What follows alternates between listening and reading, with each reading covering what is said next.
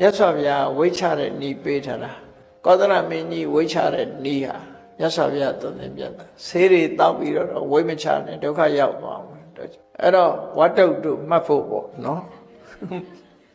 လူသားတယောက်ဟာတတိရှိရှိနဲ့အစားအသောက်ကိုစဉ္ဉ္တုံတရားနဲ့စားမယ်ဆိုလို့ရှိရင်ယောဂဝေဒနာတွေနေပါမယ်တဲ့။အိုချင်းတရားကလည်းပဲအသက်ကိုထိမ့်သိမ်းဆော့ရှော့ပြီးဖြည်းဖြည်းပဲအိုတယ်ရုပ်ချင်းမအိုးဆိုလိုတာကြမ်းပါတယ်လို့ပြောတာနော်။အစားအစာကိုတတိနဲ့စားလို့ရှိရင်အတိုင်းအတာတစ်ခုနဲ့စားမယ်ဆိုလို့ရှိရင်ကြမ်းပါတယ်လို့မြတ်စွာဘုရားကအဲ့ဒီအဓိပ္ပာယ်ရှိတဲ့ဂါထာလေးကိုကောသလမင်းကြီးရဲ့တူကိုသင်ပေးထားပြီးတော့ကောသလမင်းကြီးပွဲတော်တည်တဲ့အခါမှာထမင်းစားတဲ့အခါအဲ့ဒီဂါထာကိုရွတ်ခိုင်းတယ်နော်တတိပေးတာပေါ့အဲ့တော့ဘယ်အချိန်ရွတ်ရတော့ဆိုရင်စားကစားလည်းမရွတ်နဲ့စားလို့အလယ်လောက်ရောက်လည်းမရွတ်နဲ့နောက်ဆုံးတစ်လုံးစားတော့မယ်ဆိုတဲ့အချိန်လေးမှာတတိပေးလိုက်တာပေါ့လေတိုင်းတာနဲ့စားတဲ့နဲ့ဓမ္မယောဂသက်သာမယ်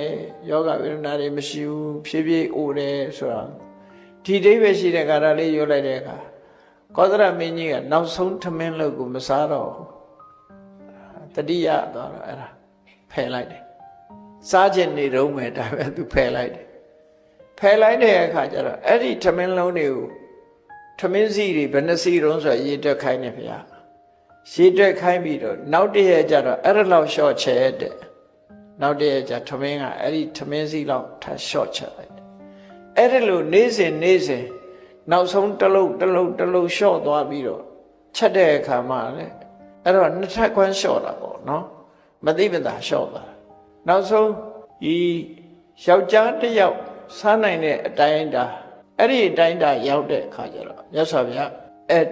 ဒီနောက်မရွတ်နဲ့တော့အဲ့ဒီခါတာအဲ့ဒါတော့စားပါစေတော့အဲ့ဒါလိုအပ်တဲ့ဝိတ်ကြသွား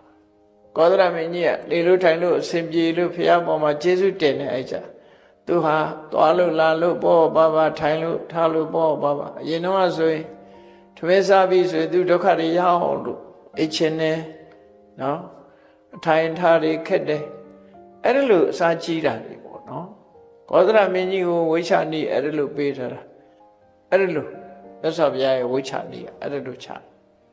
အဲ့တော့မသိမသာဝိချပြီးတော့ကျမ်းမသွားတယ်လို့ဆို